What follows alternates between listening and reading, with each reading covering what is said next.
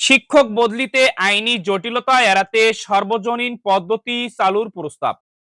বেসরকারি শিক্ষা প্রতিষ্ঠানে কর্মরত এমপিভুক্ত সব শিক্ষককে বদলির আওতায় আনতে সভা করেছে শিক্ষা মন্ত্রণালয়। গত বৃহস্পতিবার মন্ত্রণালয়ের মাধ্যমিক ও উচ্চ শিক্ষা বিভাগের অতিরিক্ত সচিব মাধ্যমিক 2 মোহাম্মদ মিজানুর রহমানের কক্ষে এ সভা অনুষ্ঠিত হয়। সভায় ইন্ডেক্সধারী সব শিক্ষককে বদলির আওতায় নিয়ে আসার বিষয়ে ইতিবাচক মতামত পাওয়া গেছে। এজন্য নীতিমালা সংশোধন করা হতে পারে। রবিবার 31 আগস্ট মাধ্যমিক ও উচ্চ শিক্ষা বিভাগের এক কর্মকর্তা দৈনিক ডেইলি ক্যাম্পাসকে এ তথ্য নিশ্চিত করেন। ইন্ডেক্সধারী সব শিক্ষককে বদলির আওতায় নিয়ে আসার বিষয়ে অধিকাংশ কর্মকর্তা মতামত দিয়েছেন। আইনি জটিলতা এড়ানোর জন্য সর্বজনীন বদলির বিষয়ে ভাবা হচ্ছে, তবে এখনো চূড়ান্ত কোনো সিদ্ধান্ত হয়নি।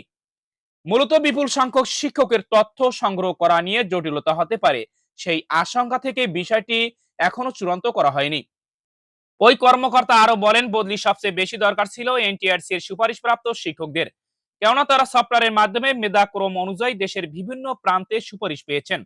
তাদের কষ্ট বিবেচনায় নিয়ে দ্রুত বদলি চালুর উদ্যোগ নেওয়া হলেও ইন্ডেক্সধারী শিক্ষকরা বদলি নিয়ে আদালতে রিট করেছেন। আমরা যদি আইনিভাবে বিষয়টি মোকাবেলা করতে যাই তাহলে বদলি চালু হতে অনেক সময় লেগে যাবে। সেজন্য ঝামেলা এড়াতে সর্বজনীন বদলির বিষয়টি ভাবা হচ্ছে। মাধ্যমিক ও উচ্চ শিক্ষা বিভাগের ওই কর্মকর্তা আরো বলেন, সর্বজনীন বদলি চালু করতে হলে প্রায় 4 লাখ শিক্ষক কর্মচারী সংগ্রহ করতে হবে।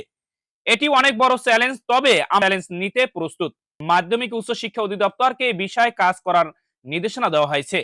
যথাসময় বদলি চালুর চেষ্টা করবে সরকার। সর্বজনীন বদলি চালু করতে নীতিমালা পরিবর্তন করা লাগবে, সেটিও সংশোধনের উদ্যোগ নেওয়া হয়েছে।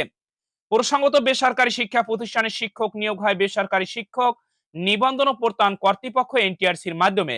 শিক্ষকরা আগে গণবিজ্ঞপ্তি আবেদনের মাধ্যমে প্রতিষ্ঠান পরিবর্তনের সুযোগ পেতেন, তবে আমলাদের বিরোধিতার কারণে সম্প্রতি সেই সুযোগ বন্ধ হয়ে গেছে।